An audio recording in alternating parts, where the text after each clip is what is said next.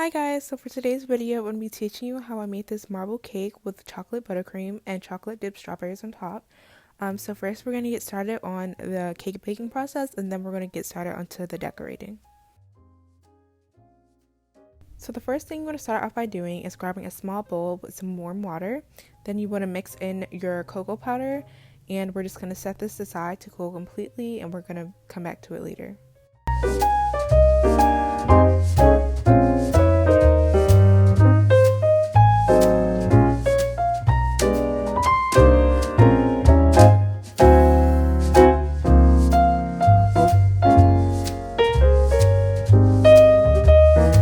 Then you want to measure out your milk and your oil. For this recipe, it does call for buttermilk. So to make buttermilk, I just added like a tablespoon of lemon juice to my milk. And then I'm adding 3/4 cups of milk to my oil. And so you're going to have your milk and oil mixture and your just regular buttermilk mixture. And you just want to set aside your milk and oil mixture and add your buttermilk mixture to a small bowl. And then you want to add in your eggs, your almond extract, and your vanilla bean paste or vanilla extract. And you just want to take a whisk and whisk these ingredients until they're combined together.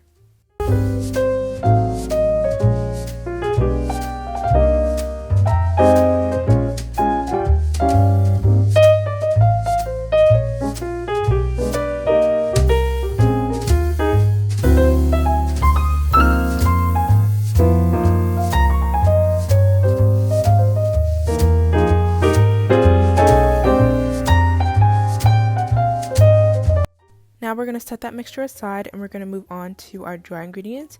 So in a large bowl, you want to add all of your dry ingredients together, and then you just want to whisk them together until they're combined.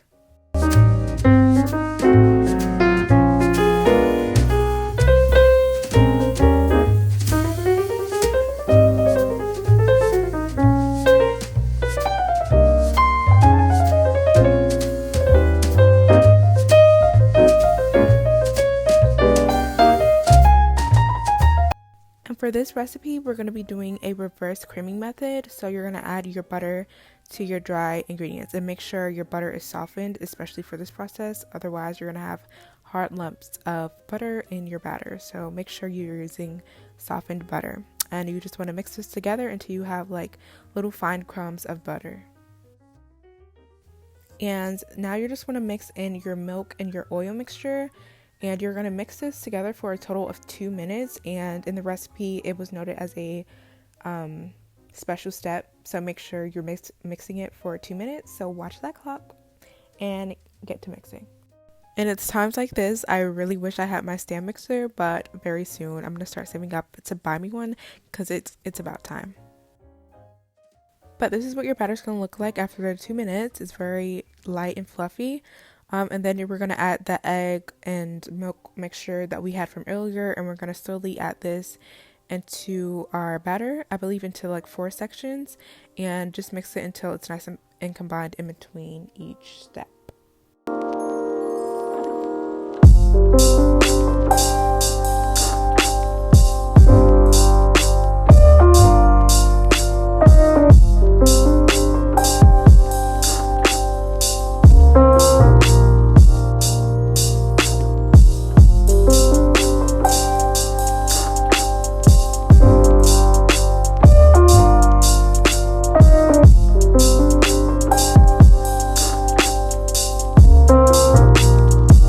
Once your batter is done, you're going to scoop out 1/4 cup into your chocolate mixture, and we're going to take a whisk and whisk this together, and that is going to be our chocolate portion of the cake that we're going to marble together with the vanilla.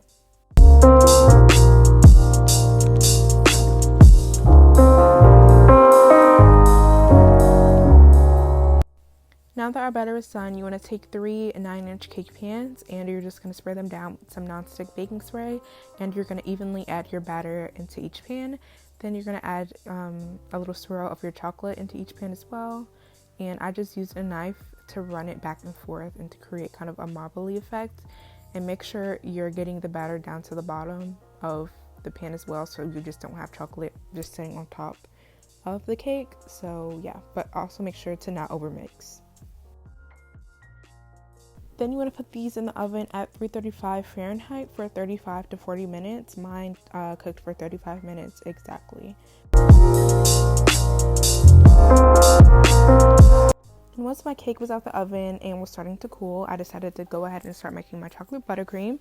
So you're going to start by taking your butter, your softened butter, into a large bowl and whisk that until it's nice and combined. And then you want to add in your cocoa powder as well as your vanilla extract and mix that together as well.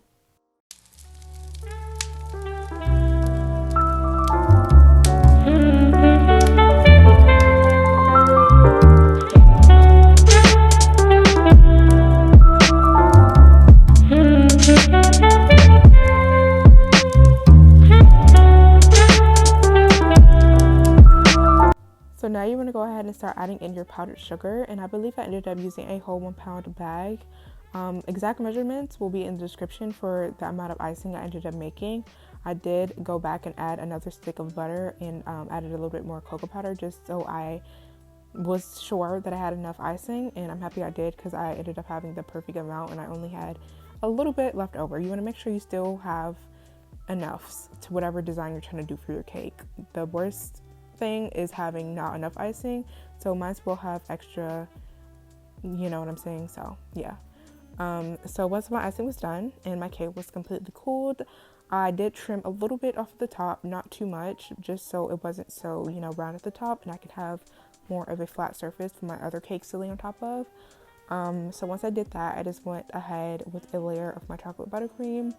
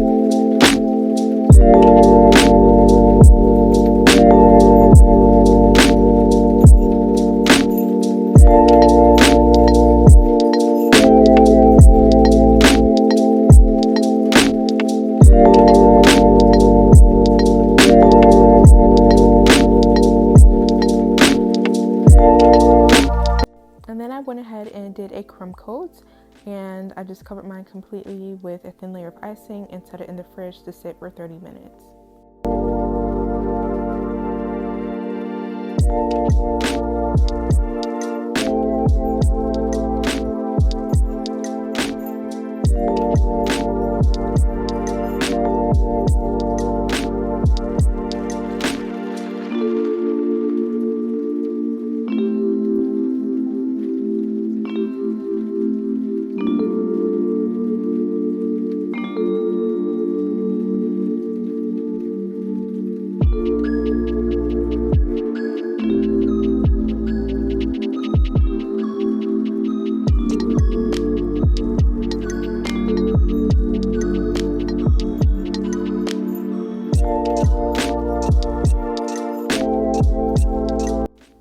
So 30 minutes later, I am back again to ice my cake again. I'm not going to put you guys through this whole process again because you just saw it.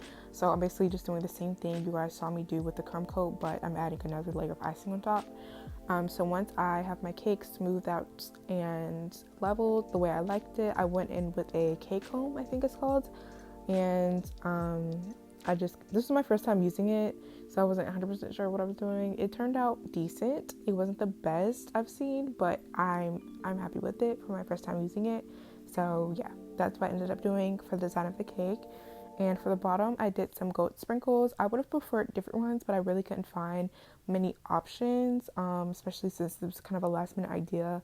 Obviously, you can find more stuff and more options for cake decorating, I feel like, online. But like I said, it was kind of a last minute situation. So this is what I ended up using, which were kind of annoying because they kept rolling everywhere. So wasn't the best decision, but I think it looked fine, so it wasn't a big deal.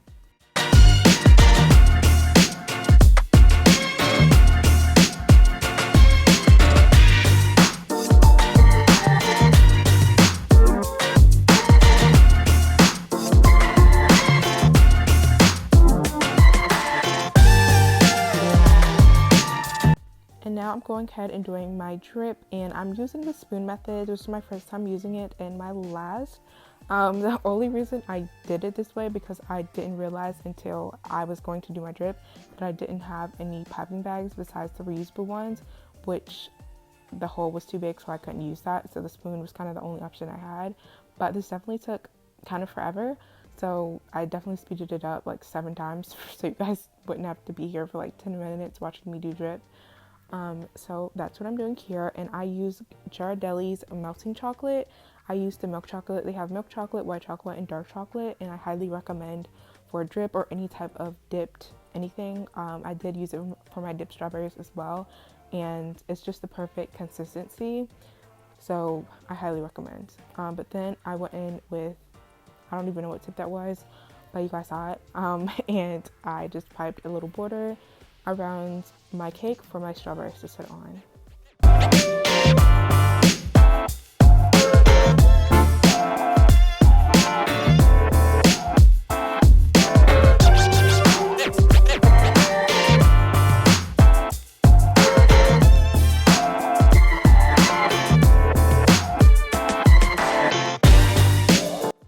So now I'm taking this glitter spray from Wilton's. It wasn't as shiny and like glittery as I wanted it to be, but you know, whatever.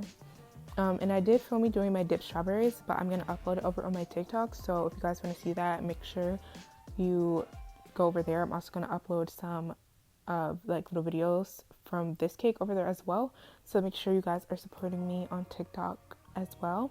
But then I just added my strawberries on top of my cake.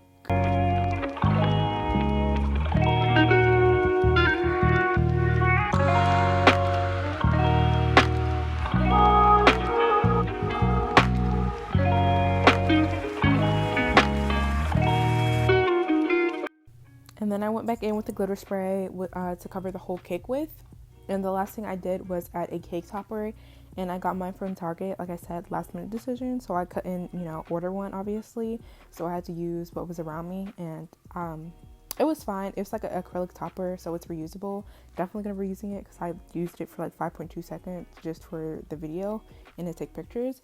But overall, I liked it. It matched the topper. It matched the cake well, and yeah, it was nobody's birthday, but super cute for the cake. So now we're gonna cut into this bad boy, and let me tell you, very moist, very soft, very delicious cake. And also the icing wasn't too sweet either. That's like a scary thing with American buttercream. Sometimes the icing could be overly sweet, but I personally feel like it wasn't, so that was good.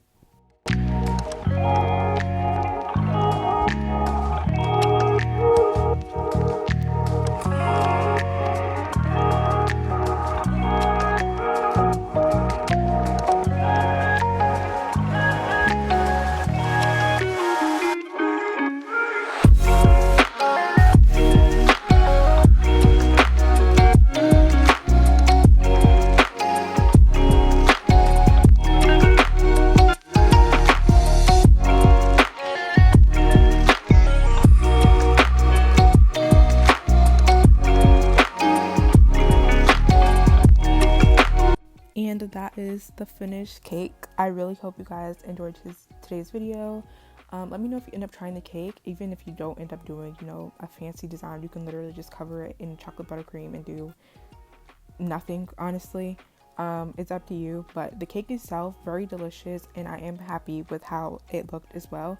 I thought of the design myself. I mean, it's nothing out of this world, you know what I'm saying? But I did think of it, so I'm happy, and I was proud of the way it turned out, because nothing is worse than thinking of a cake idea, making it, and then it not turning out the way you wanted. So I'm very happy I ended up really liking it. I literally stared at it for like 10 minutes before I decided to cut it. So yeah. But I'll see you guys next week with a new video. Bye guys.